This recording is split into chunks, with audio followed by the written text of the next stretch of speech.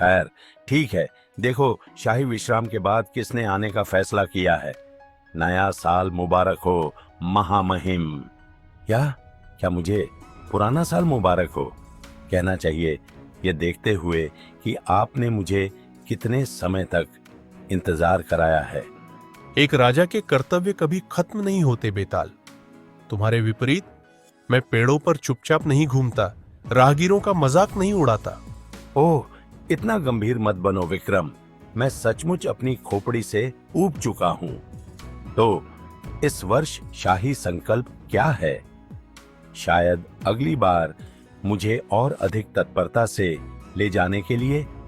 यदि मेरा संकल्प तुम्हारे बकवास को नजरअंदाज करना होता तो मैं इसे पहले ही तोड़ चुका होता। अब नीचे आओ बेताल, मेरे पास तुम्हारे खेलों के लिए समय नहीं है। वह विक्रम है जो मुझे याद आ गया। ठीक है, मुझे उठाओ और देखो कि क्या तुम अपनी लंबी छुट्टियों के दौरान सुस्त हो तो नहीं गए। मेरे पास तुम्हारे लिए एक कहानी है, एक ऐसी कहानी जिसमें तुम उलझ सकते हो। तो चलो शुरू करते हैं एक बुद्धिमान न्यायाधीश की कहानी।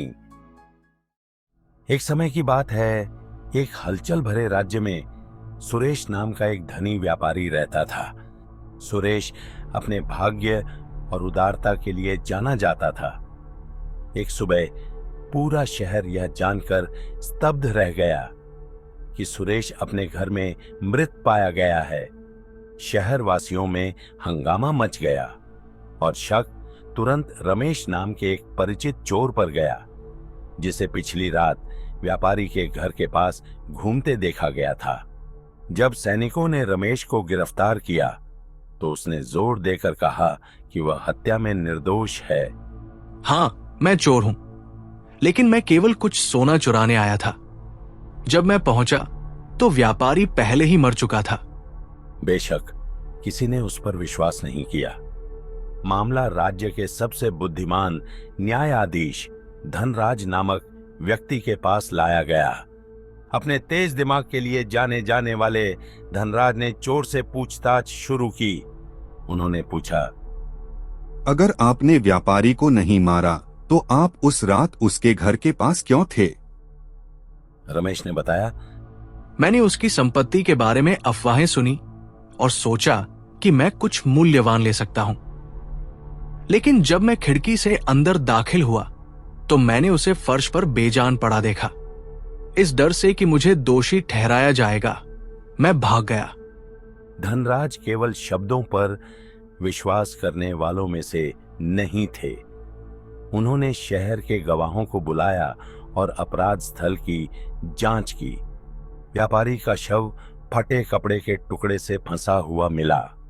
सिपाहियों ने इसे सबूत के तौर पर पेश किया और दावा किया कि यह चोर का है।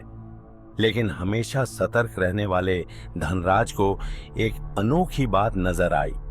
बहुत विचार करने के बाद धनराज ने व्यापारी के नौकर को बुलाया। जांच के दौरान नौकर असामान्य रूप से शांत था।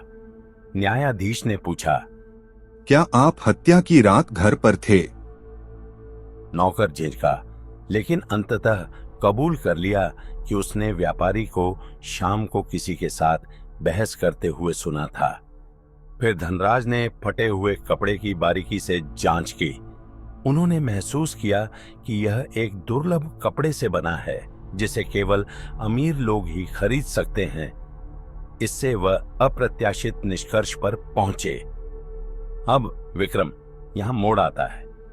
धनराज ने चोर को निर्दोष बताया और हत्या का आरोप किसी और पर लगाया। आपके अनुसार यह कौन था और वह इस नतीजे पर कैसे पहुंचे? याद रखें, यदि आप उत्तर जानते हैं लेकिन चुप रहे तो आपके सिर के हजारों टुकड़े हो जाएंगे। दुर्लभ कपड़े पर न्यायाधीश का अवलोकन महत्वपूर्ण रहा होगा। फटा हुआ कपड़ा उस चोर का नहीं था जो गरीब था और ऐसी विलासिता बर्दाश्त नहीं कर सकता था। यह संभवतः व्यापारी के नौकर का था, जिसने संघर्ष के दौरान इसे फाड़ दिया होगा। नौकर की झिझक और तर्क की जानकारी ने उसे और भी दोषी बना दिया। न्यायाधीश की बुद्धिमत्ता सच्चाई को उजागर करने के लिए इन सुरागों को एक साथ जोड़ने में निहित थी। शाबाश महामहिम, आप हमेशा की तरह तेज हैं, लेकिन अफसोस हमारे समझौते के अनुसार मुझे अब तुम्हें छोड़ देना चाहिए। मैं वापस पेड़ के पास जाता हूं। एक दिन बेताल, मैं तुम्हें भागने दिए बिना ले चलूंगा। तब तक नया साल मुबारक हो विक्रम। सच्चे न्याय के लिए ज्ञान और धारणाओं से परे देखने के साहस की आवश्यकता होती है। दिखावे में धोखा हो सकता है। क्या विक्रम कभी बेताल को हराकर अपना मिशन पूरा कर पाएगा? विक्रम बेताल की कहानियों के अगले एपिसोड के लिए बने रहे। अधिक पौराणिक कहानियों के लिए लाइक, शेयर और सब्सक्राइब करना न भूलें। आज का एपिसोड देखने के लिए धन्यवाद।